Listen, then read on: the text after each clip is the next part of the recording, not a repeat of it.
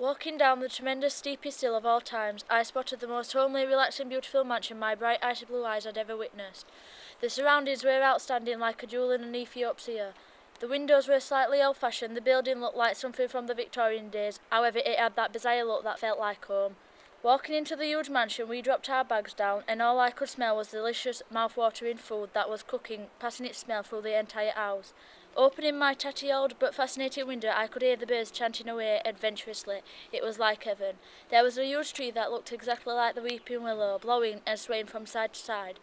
The river was flowing smoothly, making the outside surroundings seem as though it was hammering it down with rain. However, this was magical. The smell of fresh air was exotic. It was like a dream I didn't want to spoil by waking up. This was a mansion worth exploring.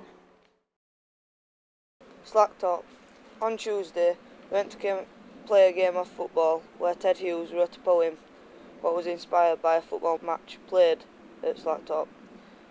But our match was played in the mist, so we could only just see. The match was extraordinary. All my friends having a proper game of football. I felt honoured to be playing on the pitch where Ted Hughes stood and witnessed the game. I was thinking he could be watching our game from heaven. I took a long walk down to the river.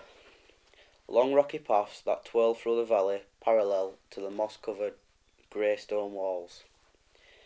Hills are perpendicular to the river and covered by thousands of trees that look like hills themselves covered in moss blankets.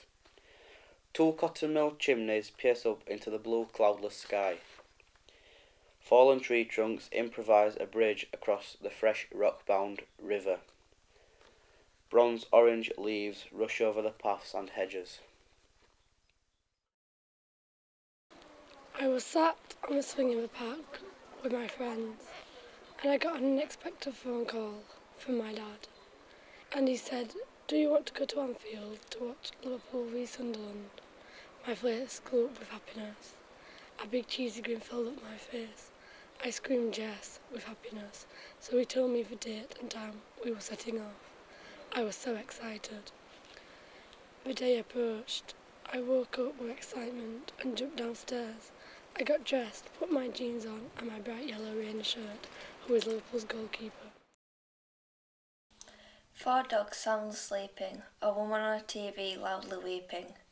My dad's eyes fixed on the TV, the adverts trying to sell him freebies. I look at my mum, she looks back at me. I love her. My dad fixated, not even a look. It's 12 o'clock, time for bed. I want to rest my head. I am Amy Joy Louise Lawton, and I have a dream that I want to achieve. It's very hard, however, to achieve it because I am not a very confident person, to be honest. So not everything's successful in my life, but I've got a feeling I can change impossible to possible. This dream is a very big dream, and I feel so embarrassed to share it because I'm afraid I will get laughed at.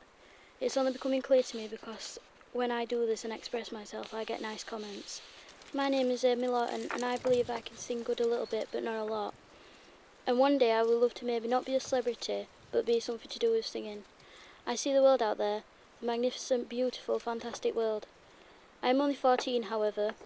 I can picture what the world would be like if my dreams came true.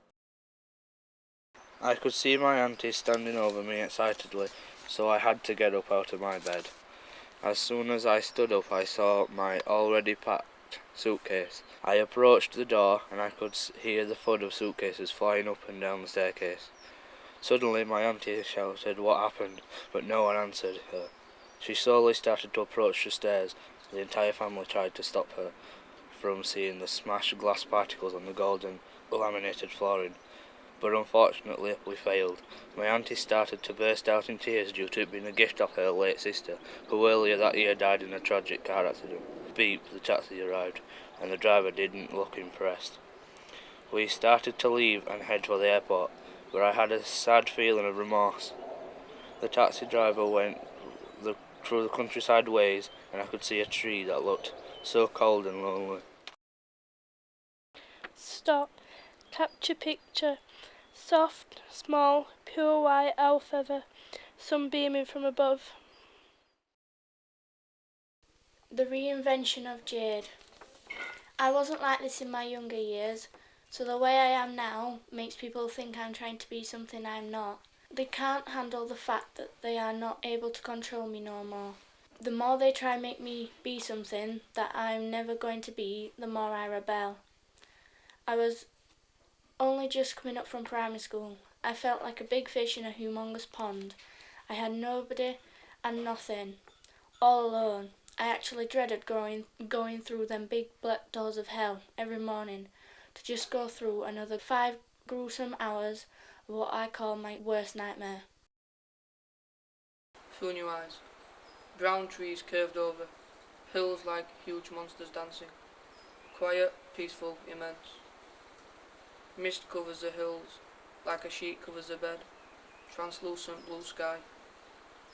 Trees on the mountains, growing flowers in their bed. Dirt is wet and damp.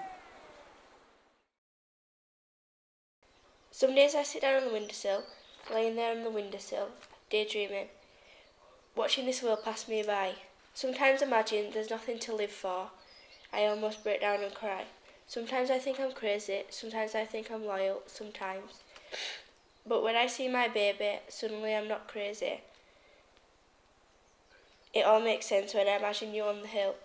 Sometimes I feel like our world is on my shoulder, sometimes. Wow, new school, new start. Loud, frantic, yellow, giant, new.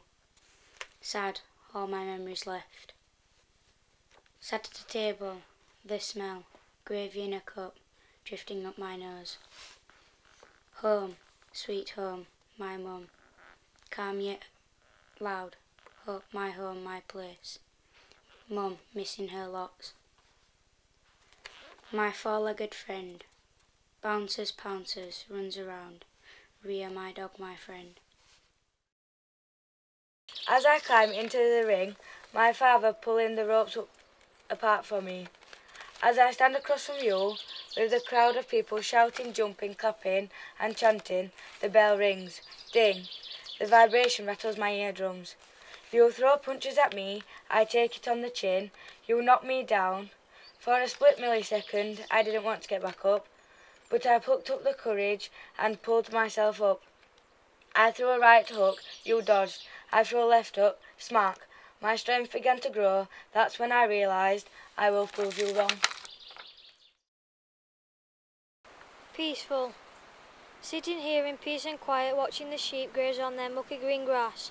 The waterfall splashes at the stream. It runs for miles to a place we cannot see. The trees are still and the wind is calm. The birds swoop ahead singing their tunes. Small houses spotted around, hiding in the undergrowth. The rocks are strong and so defined. One tree stands alone, but almost unknown.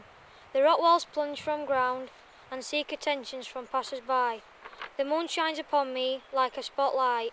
The fresh air tastes like water, so fresh and cool. I'd love to stay at Lumbank forever. Give me Lumbank, give me water, give me windows, let me see them. Through the fields a sheep is waiting, through the skies a bells are streeting, kicking and shouting aloud, getting dirty at the end of the day. We all say kicking and shouting, throwing and dancing, they'll call me champion just like the Lumbank team. Enter the rainbow, dive into the pool of sound, new inspiration.